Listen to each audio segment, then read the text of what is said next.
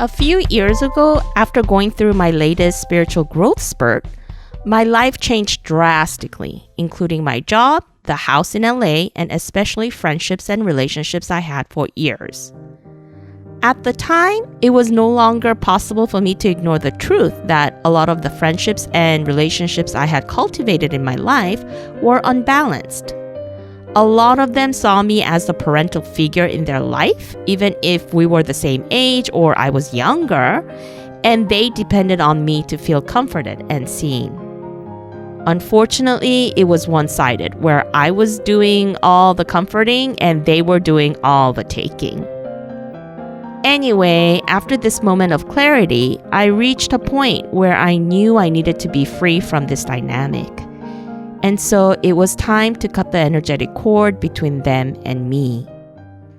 I'm sure you know what it means to cut the energetic cord, but for clarity's sake, it refers to the act of severing energetic ties or emotional attachments. It's basically an act of discontinuing the story that exists between me and that person that keeps us emotionally tied to each other. So if this is a place you found yourself in, this is the ritual I did to help me cut the cord. The ritual. I began by closing my eyes and going into a meditative state.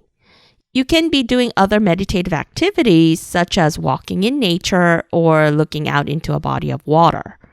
Whatever works for you. Step 1. Picture in your mind holding onto one end of a ribbon and your friend the other end. This ribbon represents the energetic cord between the two of you.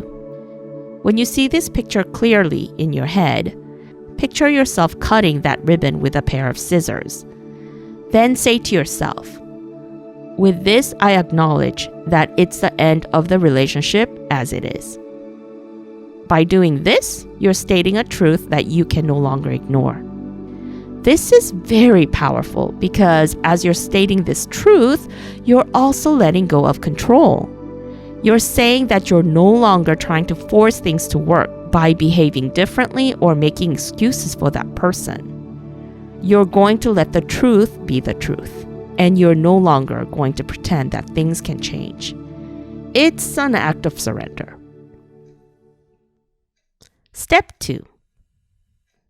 Then in your mind, picture a road that's split into two different directions. Then picture yourself walking on one road and your friend the other. And very, very far down the line, you can see the road converging once again. If you have this picture in your mind, say to yourself, we're exploring different paths, and no one path is right or wrong. Our path might converge naturally later down the line, but right now, I recognize that we must continue on our separate ways. By doing this, you're recognizing that we're all in the process of becoming. This person right now is not who they will always be, just like I'm not who I will always be. We're all on a journey to become better versions of ourselves. So one day your growths might bring you together once again, but for now, it's important that you explore different routes. Step 3. Picture yourself sending this person off with a gift box. Inside the gift box is your love and well wishes.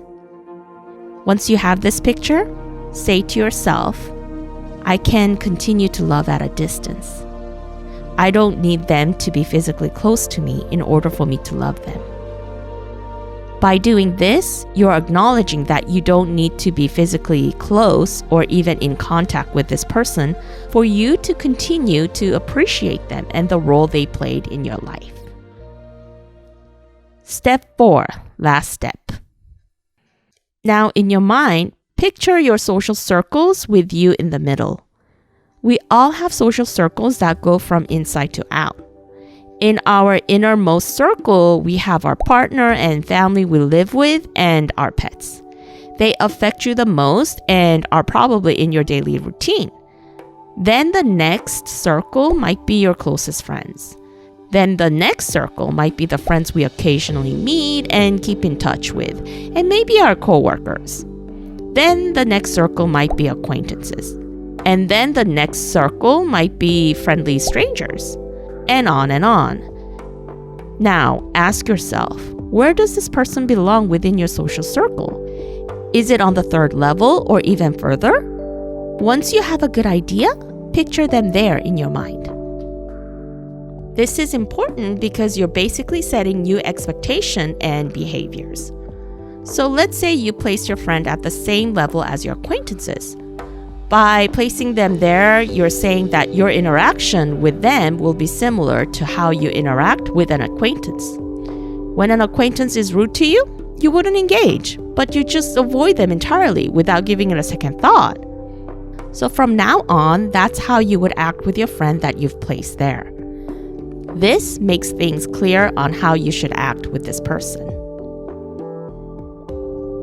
Now, doing this ritual once should be enough, because if you do this with intention, you'll slowly see things changing from the outside and you and your friend drifting apart. But sometimes there might be hidden fears that are preventing you from letting go of the friendship completely. In that case, do this ritual again and again until it sinks into your own psyche. Years later down the line, your friendship might come back, but it'll be in a different dynamic. Most of the people I cut energetic cords with eventually did come back into my life, but it wasn't the same. Most times, I found that we didn't have much in common, just our past memories or filial obligations.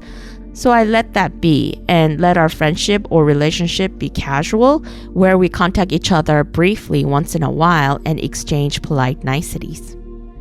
I know now that if the relationship isn't benefiting me, it probably wasn't benefiting them either. So it's really best for both our sakes to let each other go so both of us can grow into the people we were meant to be all along. Anyway, that's it for this video. In the comment section below, let me know if you yourself have gone through an overhaul of relationships that no longer served you. How did you clear them out of your life? Did you do a ritual of your own? I'd love to know. Alrighty then, I'm gonna let you go because you all have lives to live and things to conquer. Until next time, regards, Ray.